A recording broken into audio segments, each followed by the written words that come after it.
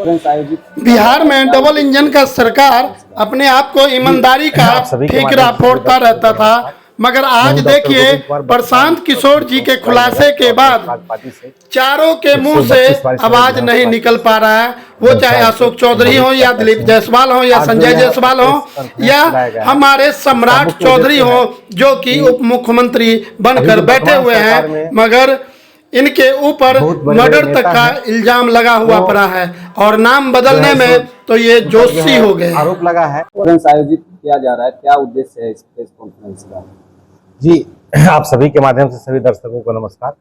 मैं हूं डॉक्टर गोविंद कुमार, वर्तमान प्रखंड प्रमुख शिवाजी नगर और जनस्वराज पार्टी से 132 वारिसनगर विधानसभा क्षेत्र से जनस्वराज के संभावित प्रत्याशी हूं।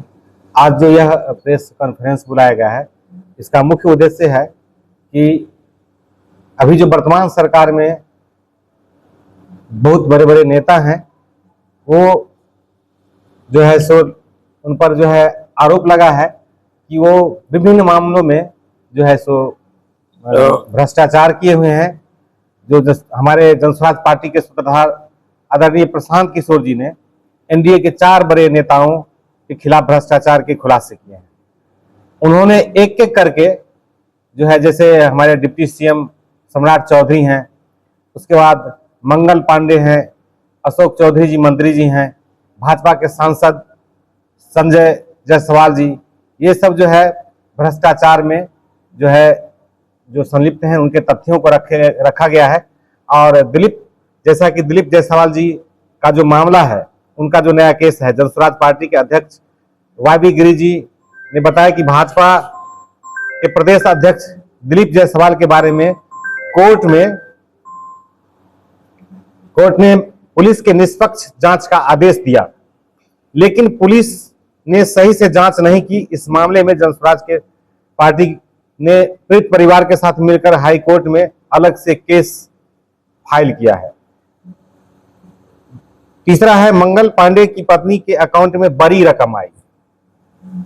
प्रशांत किशोर जी ने सबसे पहले मंत्री मंगल पांडे जी के बारे में बताया। उनकी पत्नी उर्मिला पांडे के पंजाब नेशनल बैंक के अकाउंट नंबर 149900141819 में साल 2019 और 20 में 2 करोड़ 12 लाख रुपए जमा हुआ। इसका कोई प्रमाण नहीं है कि यह रुपया कहां से आया। मंगल पांडे ने कहा था कि उन्होंने दिल्ली में फ्लैट खरीदने के लिए अपने पिताजी से 25 लाख रुपए का कर्ज लिया था। हम लोगों का सवाल है कि फिर आपकी पत्नी के अकाउंट में यह रकम कैसे आया? कहीं से कोई भी तो आपने इसे घोषित नहीं किया। उन्होंने कहा कि मंगल पांडे अगर इसका जवाब नहीं देते हैं तो हम बताएंगे कि किस अकाउंट से पैसा ट्रांसफर किया गया है। और सम्राट चौधरी जी पर हत्या में शामिल होने के बाद नाम बदलने का आरोप है। प्रशांत सर ने डिप्टी सीएम सम्राट चौधरी को घेरते हुए उन्होंने नाम बदलने का विशेषज्ञ बताया। कहा कि इनका नाम राकेश कुमार था, जो बाद में राकेश कुमार उर्फ सम्राट चौधरी है, ऐसा करके उन्होंने, लेकिन इसका पहला नाम सम्राट चौधरी मौर्य है। साल 1998 में कांग्रेस नेता सदानंद सिंह की बम मारकर हत्या करने का आरोप है। इनको नाबालिग बताकर 6 महीना में जेल से निकाला गया। जब यह बिना विधानसभा या विधान परिषद का सदस्य मंत्री बने, तब इन पर कम उम्र होने का आरोप लगाकर बर्खास्त किया गया था। उस केस के आवेदन में सुप्रीम कोर्ट ने लिखा, उन्होंने मैट्रिक का एग्जाम सम्राट कुमार मौर्य के नाम से दिया था। बिहार विद्यालय परीक्षा समिति ने बताया कि सम्राट कुमार मौर्य को मैट्रिक में 234 नंबर आया था और ये फेल हो गए थे। सुप्रीम कोर्ट ने 1998 में इनकी उम्र का निर्धारण किया। 2010 में अपने हलफनामे में उन्होंने खुद को 7वीं पास बताया। मेरा सवाल है कि राज्य के डिप्टी सीएम बताएं कि किस साल में मैट्रिक पास किए हैं। इनकी डिग्री फर्जी होने का आरोप है। यह आदमी बिना मैट्रिक पास किए डिलीट कर लिया है। सम्राट कुमार मौर्य उर्फ राकेश कुमार उर्फ सम्राट चौधरी मर्डर के इल्जाम में जेल काट कर आए हैं। जनता ने राजद को जंगल राज के लिए हटा दिया, लेकिन भाजपा के लोगों का चाल चरित्र का चेहरा देख लीजिए। ये जो है अपना नाम, मतलब अपने जो आरोप को बचने के लिए नाम बदल रहे हैं, बार बार मैट्रिक फेल है, इतने सारी बातें हैं। अब आगे बढ़ते हम लोग मंत्री अशोक चौधरी जी पर उनके पीए के माध्यम से संपत्ति लिखवाने के आरोप।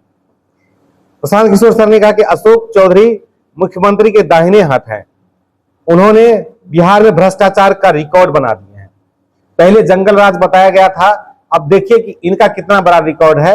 ये जो है उन्होंने पर्सनल जो है सेक्रेटरी योगेंद्र दत्त के नाम पर साल 2019 में 23 कट्ठा जमीन खरीदा गया। योगेंद्र दत्त ने 2 साल बाद इस जमीन को अशोक चौधरी के बेटी शांभवी चौधरी के नाम 34 लाख रुपए में ट्रांसफर कर दिया, लेकिन उनको अकाउंट में सिर्फ 10 लाख रुपए दिए गए। बाद में इनको इनकम टैक्स के नोटिस पर उन्होंने 27 अप्रैल 2025 को इनकम टैक्स नोटिस से बचने के लिए योगेंद्र दत्त को 25 लाख रुपए ट्रांसफर किए। तो इस तरीके से ये जो है 200 करोड़ की जमीन खरीदने का आरोप है। शांभवी चौधरी की सगाई के बाद ट्रस्ट के माध्यम से 200 करोड़ रुपए की जमीन खरीदी गई।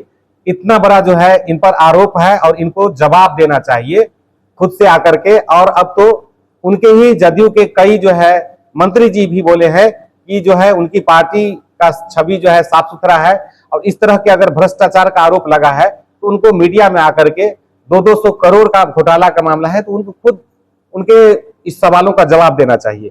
इसमें यह है कि प्रशांत किशोर सर ने कहा शांभवी चौधरी की जब सगाई हुई, जो भी हमारे समस्तीपुर के माननीय सांसद हैं, उसके बाद स्वर्गीय किशोर कुणाल जी के परिवार से जुड़े मानव वैभव विकास ट्रस्ट के माध्यम से करीब 200 करोड़ रुपए की जमीन खरीदी है। हमारे पास इस ट्रस्ट के खिलाफ सबूत नहीं है, लेकिन शांभवी चौधरी के शायन कुणाल की सगाई के बाद ही इस ट्रस्ट के माध्यम से जमीनों की खरीदी की गई। पिछले 2 साल में सगाई के बाद 2 साल में सगाई से शादी के बीच कुल 38.44 करोड़ रुपए की 5 जमीनें खरीदी गई, जिसका चेक से पेमेंट किया गया। इन सभी जमीनों का मालिकाना हक अशोक चौधरी और ट्रस्ट से जुड़े लोगों के पास है। ट्रस्ट से जुड़े लोगों का सवाल यह है कि उन्होंने जो है अशोक चौधरी को बताना चाहिए कि इस ट्रस्ट से उनका क्या लेना देना है। अगर कोई लेना देना नहीं है तो ट्रस्ट से जुड़ी अनीता जी जो किशोर कुणाल की पत्नी है, उनके अकाउंट से अशोक चौधरी के पत्नी के अकाउंट में रुपये ट्रांसफर क्यों हुए, यह सब रिकॉर्ड हमारे पास है। और साथ ही इस ट्रस्ट से जुड़े लोगों जिसने अनीता जी, पूर्व ब्यूरोक्रेट जियालाल आर्या और मुख्य सचिव प्रत्यय अमृत जी की माता जी जैसे लोग भी हैं, उनको बताना चाहिए कि ट्रस्ट के माध्यम से अचानक हाल के दिनों में इतने जमीन की खरीद क्यों और कैसे की गई। अब अगला सवाल है संजय जायसवाल जी पर, जो पेट्रोल पंप में धोखाधड़ी का उन पर आरोप है। यह है प्रशांत किशोर जी। इस क्रम में आगे पश्चिम चंपारण के भाजपा संजय जायसवाल जी पर भी जो है पेट्रोल पंप के माध्यम से सरकारी धन की लूट का संगीन आरोप है। उन्होंने कहा कि बेतिया शहर के छावनी इलाके में संजय जायसवाल के परिवार का एक पेट्रोल पंप है, जिसके पास फ्लाईओवर बनाया था। संजय जायसवाल ने कई साल तक फ्लाईओवर सिर्फ इसलिए नहीं बनने दिया तो उनके पेट्रोल पंप की बिक्री प्रभावित हो जाती। उन्होंने एक वक्त पेट्रोल पंप पर सार्वजनिक बोर्ड भी लगवाया था कि फ्लाईओवर का निर्माण मेरे नहीं राज्य सरकार की वजह से रुका है। अब संजय जायसवाल पर जो आरोपों की सार्वजनिक चर्चा है वो है साल 2015 में जदयू के जिलाध्यक्ष NN शाही ने इनको गलत बताया, जो टाउन हॉल के सैकड़ों लोगों के सामने सार्वजनिक चर्चा हुई। बेतिया की महापौर गरिमा देवी सिमरिया ने 14 अगस्त 2024 को अस्थायी समिति की बैठक में नगर आयुक्त को चिट्ठी लिखी, जिसमें कहा कि सशक्त अस्थायी समिति की 5 बैठकों में छावनी स्थित पेट्रोल पंप के ईंधन में अत्यधिक बिल एवं भ्रष्टाचार को देखते हुए बदलने का निर्णय लिया गया था। पेट्रोल पंप के बिल के भुगतान पर पूर्णतः रोक लगाने के निर्णय लिया गया था। उन्होंने कहा कि नगर निगम की सफाई की गाड़ियों को 5 करोड़ रुपए का भुगतान किया गया था, जिसमें ज्यादातर भुगतानों को फर्जी और बढ़ाकर लिखा जाने वाला बताया गया। और संजय जायसवाल पर प्रशांत किशोर जी का जो हमला है वो ये है कि संजय जायसवाल जी जो है प्रशांत किशोर सर ने कहा कि उनके आपके पिताजी मदन जायसवाल सज्जन व्यक्ति थे, उनकी इज्जत है, और आप भाजपा छोड़कर भागे और राजद से चुनाव लड़े तो 5,000 वोट आया था। बोले कि हमको जेल भिजवाएंगे, हम कह रहे थे कि 7 जन्म लगेगा जब भी मेरा हाथ नहीं पकड़ पाएंगे। तो इस तरीके से जितने भी एनडीए के नेता हैं, चाहे वो बीजेपी में है, जदयू में है, सभी लोग अध्यक्ष पद पे हैं, उसके बाद मंत्री हैं, और इन लोगों को जो है इस सवाल का जवाब देना चाहिए। इसके लिए हम लोग आज यहाँ पर प्रेस कॉन्फ्रेंस लाए थे।